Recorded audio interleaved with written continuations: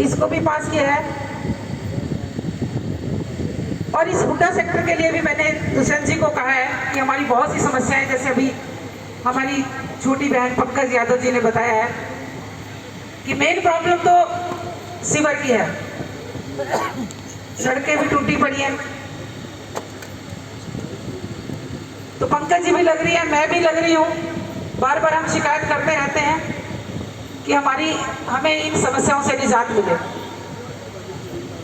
क्योंकि सेक्टर में रहने वाले सभी यही सोच के आते हैं कि हम अच्छे सेक्टर में रहेंगे, और यहाँ आकर के सब लोगों को लगता है कि यहाँ समस्याएं शहर से भी ज्यादा है। और मुझे तो शहरवासियों ने जिस कुर्सी पर बिठाया हुआ है, तो मुझे तो पूरी शहर की समस्याओं से निजात दिलाने की मैं बात करती हूँ दुष्यंत जी से।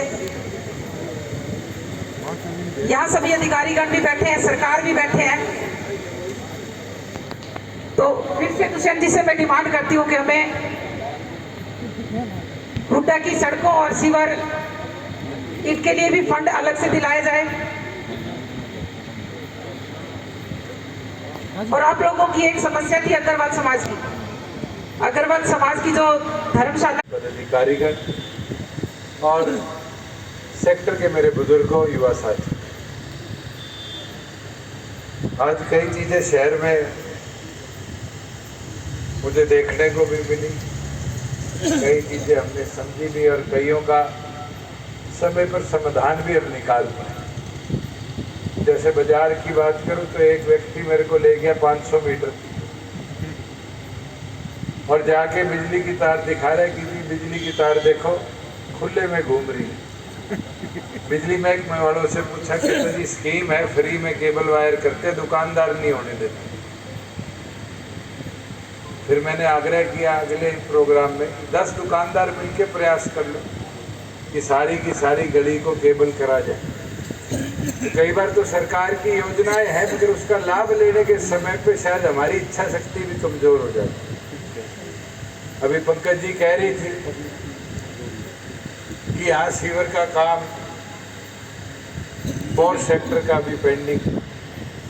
मैंने बैठते पूछा कौन सा महकमा करेगा, क्या पब्लिक हेल्थ करेगी? पब्लिक हेल्थ नहीं करेगी। HSVP विभाग जब तक सेक्टर को हैंडओवर नहीं करता किसी भी म्युनिसिपल कमेटी को, तब तक उसके अंदर बिजली का, पानी का, सीवरेज का, स्ट्रॉन्ग वाटर का सारा काम विभाग देखता है। और मैं तो चाहूँगा कमलेश सैनी जी और आप यहाँ से जो भी एस्टिमेट्स पेंडिंग पड़े एक दिन लेके चंडीगढ़ आओ। मैं CA हुड्डा को भी बुलाऊंगा और आपकी पेंडेंसी को भी तुरंत दूर कराने का काम करूँगा, जिससे HSVP के अंदर रहने वाले लोगों को तो दिक्कत नहीं आनी चाहिए। और एक चीज बता दूं, HSVP पे 26,000 करोड़ का कर्जा था। पिछले 3 सालों में सरकार द्वारा अलग अलग जगह ऑक्शंस पे प्लॉट्स बेचे गए और आज वो कर्जा 26,000 करोड़ से 12,000 करोड़ पे आ गया। तो पैसे की अब कमी भी नहीं। जैसे HSIDC के अंदर इंडस्ट्रियल एरिया आ गया था, मैं इंडस्ट्रियल एरिया में गया तो जब बताया कि जी हमारी प्रॉपर्टी ट्रांसफर नहीं होती, तुरंत हमने अब एक अधिकारी विभाग का डिप्यूट कर दिया कि आपको बावल जाने की जरूरत नहीं, वो हफ्ते में एक दिन यहाँ बैठा करेगा कि ऐसी समस्याओं का निजात लोकली हम आपको दिलवा पाए। बुजुर्ग युवा साथियों, 3.5 साल से हमारा प्रयास कि छोटी छोटी समस्याओं को डोर स्टेप पे कैसे दुरुस्त किया जाए। मैं तो आपको 2 उदाहरण दे सकता हूँ। ये सारे मेरे साथ थे आज दिन में। एक भी व्यक्ति पीले राशन कार्ड की फाइल लेके नहीं घूम रहा कि मेरा राशन कार्ड बना दो। हरियाणा इकलौता राज्य हमने बना दिया 6 महीने पहले कि जिसके परिवार पहचान पत्र में फैमिली की इनकम 1,80,000 सालाना से नीचे है, वो घर बैठा अप्लाई करे और अपने आप उसको कंप्यूटर पे ही राशन कार्ड का प्रिंट आउट निकल जाता है, उसको कॉपी ले जाने की कहीं जरूरत नहीं। और आज उसका नतीजा है कि 6.5 लाख नए परिवारों को हम बिलो पॉवर्टी लाइन में शामिल कर पाए हैं, क्योंकि हरियाणा इकलौता राज्य है तो 1,20,000 रुपये परिवार को बिलो पॉवर्टी नहीं मांगता।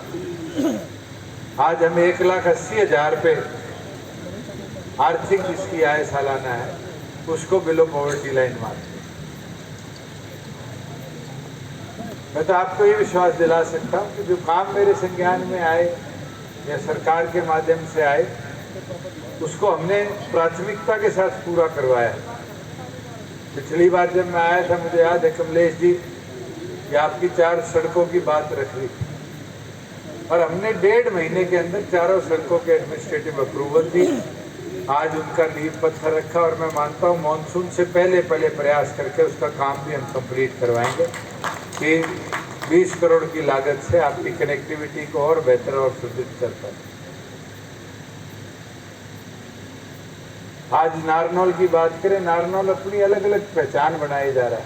टूरिज्म में तो थी, अब सिविल एविएशन के अंदर आपके शहर में 7 जहाज खड़े हैं, 73 पायलट ट्रेन हो रहे हैं और हिंदुस्तान का इकलौता स्काई डाइविंग कहीं चलती है तो आपके बाछौद हवाई पट्टी पे चलती है जहाँ 12-15 हज़ार से लोग जब मारते। और इसको बढ़ाएंगे, इसको रोकेंगे नहीं। हमने तो अब नई जमीन एक्विजिशन के लिए भी लिख कर भेज दिया कि और जमीन एक्वायर करो कि ये एक्टिविटी बढ़ पाए। मुझे याद है 2009 में मैं आया था तो बैकवर्ड डिस्ट्रिक्ट ग्रांट आती थी नारनौल कि पिछड़ा जिला है, दक्षिण हरियाणा पिछड़ा है। आज दक्षिण हरियाणा कहीं से पिछड़ा नहीं बचा। आज एजुकेशन में दक्षिण हरियाणा सबसे आगे है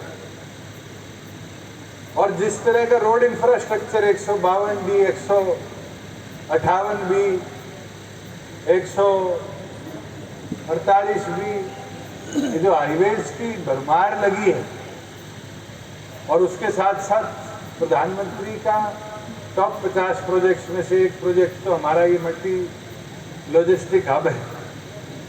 अगले 6 महीनों में इसकी भी हम शुरुआत कर देंगे, ऑप्शनिंग शुरू कर देंगे। रोड कनेक्टिविटी, पानी की कनेक्टिविटी, बिजली की कनेक्टिविटी, लगभग हमारे काम कंप्लीट हो चुके हैं। अब तो एक कोर्ट केस है जो पंचायत की जमीन आई थी और उसको भी हम जल्द निपटवा लेंगे। और जैसे ही वो लॉजिस्टिक हब की ऑप्शनिंग होगी गवर्नमेंट ऑफ इंडिया की मदद से, मैं मानता हूं कि बड़ी बड़ी कंपनीज की इंडस्ट्रीज यहाँ लगेंगी और उससे रोजगार के भी अनेक अवसर हम पैदा कर यहाँ के युवाओं को दे पाएंगे। अब तो हमने चाहे हरियाणा एंटरप्राइज एम्प्लॉयमेंट पॉलिसी हो, चाहे हमारी अभी आत्मनिर्भर टेक्सटाइल पॉलिसी हो, एविएशन की एरो डिफेंस प्रोडक्शन पॉलिसी हो, इन अलग अलग योजनाओं से युवाओं को अवसर दिए हैं। आज मैं नामदेव धर्मशाला गया, उनकी एक ही मांग थी, कहते जी हमारे यहाँ तो स्किलिंग सेंटर खोल दो, बच्चे स्किल हो जाए, फैक्ट्रियों में तो अपने आप लग जाएंगे। अब ये सोच आने लगी है और इसको देखते हुए मैं ये मानता हूँ कि अगले वाला जो भविष्य है दक्षिणी हरियाणा के लिए बहुत सुनहरा है। अब अपने आप को पिछड़ा मत करो। अगर तो आप अग्रणी राज्य जिलों में से आगे हरियाणा प्रदेश, अब तो डेवलपमेंट जिस तरह की रोड की इंफ्रास्ट्रक्चर की आपके यहाँ हुई है, मैं ये मानता हूँ कि एग्रीकल्चर डिपेंडेंसी जो पहले आपकी नहीं थी, आगे भी नहीं, अब तो आपको रोजगार बनाने वाला बनना है, इंडस्ट्रियल डिपेंडेंट बनना है। और जिस दिन वो समृद्ध हो गया, आप देखना कि कैसे आपके यहाँ की तस्वीर और तकदीर बदलने का काम होगा। मैं डॉक्टर साहब का, जिनने आज आप सबको यहाँ बुलाया, सारी आपकी सेक्टर की एसोसिएशन का, आपकी RWA का आभार प्रकट करता हूँ कि आप सब यहाँ अपना प्यार आशीर्वाद देने पहुँचे। और ये जो आपकी सड़क की और स्टॉर्म वाटर की ड्रेनेज की समस्या है, इसको मैं पर्सनली मॉनिटर कर जल्द से जल्द निपटाने का काम करूँगा। पर मैं चाहूँगा कि RWA भी इसके अंदर थोड़े से परिश्रम बढ़ाए। कई बार फाइल जिले से बनती इतना समय लग जाता है कि चंडीगढ़ फंड भी पड़े हों तो भी अप्रूवल नहीं दिए जाते, और कई बार जिले में एफिशिएंसी दिखाई दे तो चंडीगढ़ पे प्रेशर बन जाता है कि काम जल्दी। जैसे कमलेश जी ने बताया, शहर की मेन सड़क आपके जो अंदर मार्केट की, आज मैं पैदल घूम के आया तब देखी, कंक्रीट की सड़क तो सरकार ने बना दी, मगर कोई पानी की पाइपलाइन लाया तो सड़क फाड़ दी, कोई सीवरेज डाल के गया तो सड़क फाड़ दी, कोई ड्रेन बनाई तो सड़क फाड़ दी, रिपेयर नहीं हुई। आज उसकी फाइल इनने बनाकर भेज दी और जल्द उसका एडमिनिस्ट्रेटिव अप्रूवल भी हम कराएंगे, जिससे आपका इंटरनल रोड इंफ्रास्ट्रक्चर बाजार का भी, और एक जो सड़क थाने को जाती है आपकी मेन, जिसका आधा काम हो गया, आधी छूट गई क्योंकि फंड्स खत्म हो गए, उसके लिए भी एडिशनल फंड्स देकर उसको भी कंप्लीट कराने का काम करेंगे। एक बताया कि चौधरी देवीलाल कम्युनिटी सेंटर है, उसका काम शुरू नहीं हुआ, दोबारा एक बार बनने के बाद कभी भी रिपेयर का, तुरंत उसकी भी रिपेयर मेंटेनेंस का मैं एस्टिमेट मंगाकर अप्रूवल देता हूँ कि जल्द से जल्द वो भी व्यवस्थित बने कि आप लोगों के सेवा के अंदर जैसे ये कम्युनिटी सेंटर है, इसे बेहतर तरीके से उसका उपयोग आप लोग कर पाओ।